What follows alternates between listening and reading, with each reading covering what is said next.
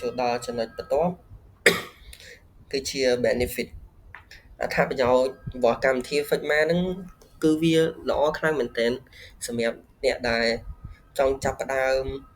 ធ្វើជា designer ថ្មីហើយចង់ចាប់ផ្ដើមរៀន UX UI design ហើយវាមាន collaboration ជាច្រើនដែលធ្វើឲ្យយើងនឹងវាអត់សូវស្មុគស្មាញក្នុងការជ្រើសរើសយក idea ណាមួយមកធ្វើជា idea ផ្ទាល់ខ្លួនរបស់យើងហើយ sample ថាបើយើងចង់បង្កើតធនាគារ app ធនាគារមួយតែយើងអត់ដឹងត្រូវធ្វើមិនទេអញ្ចឹងយើងអាច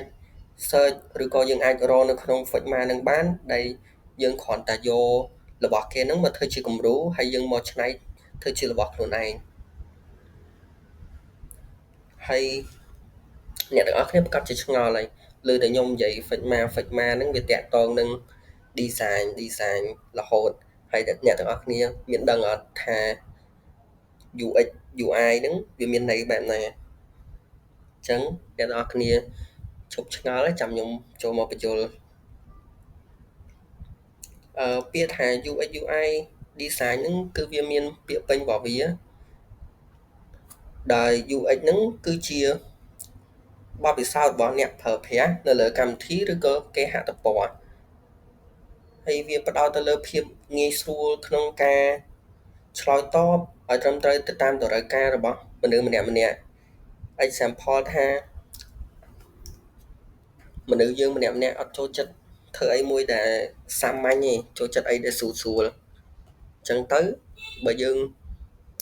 ស្វែងយល់ពីមនុស្សបានកាន់តែច្រើនយើងនឹងយល់ថាពួកគាត់ចង់បានអីច្បាស់អញ្ចឹងហើយអ្នកពាក្យគេដាក់ថា UX designer ត្រូវសិក្សាអំពីអ្នកប្រើប្រាស់ដើម្បីធានាថាពួកគេអាចសម្រេចគោលបំណងបានឆាប់និងងាយស្រួល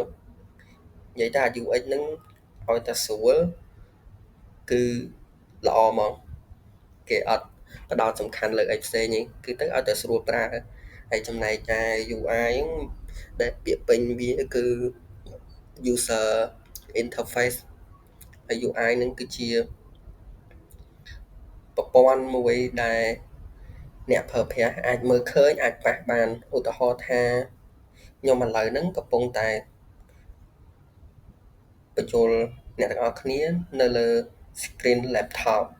ហើយខ្ញុំអាចប៉ះនៅលើ slide ហ្នឹងបានអាហ្នឹងគឺជា UI វាមានពណ៌វាមាន color វាមាន function វាមាន style អក្សរអីធ្វើមកឲ្យយើងមើលទៅទាក់ទាញនិយាយទៅទាក់ភ្នែកយើងមើលបណ្ដោយដល់ពេលអញ្ចឹងវាសុំទោសអ្នកទាំងអស់គ្នាខ្ញុំអត់សូវចេះ